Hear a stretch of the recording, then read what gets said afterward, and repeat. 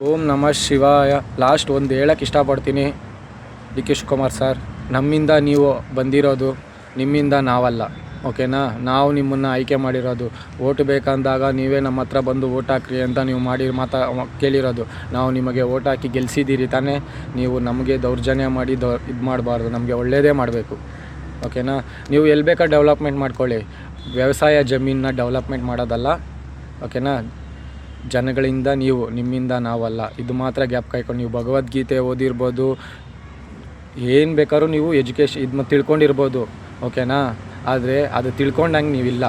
ಯಾವುದ್ರಲ್ಲೂ ನೀವು ಏನೇ ಒಂದು ಓದಿರ್ಬೋದು, ನೀವೇನೇ ಒಂದು ತಿಳ್ಕೊಂಡಿರ್ಬೋದು, ಅದರಲ್ಲಿ ಯಾವುದ್ರಲ್ಲೂ ಜನಗಳನ್ನ ನೋವಿಕ್ಕಿ ನಾವು ಬದುಕಬೇಕು ಅಂತ ಇಲ್ಲ.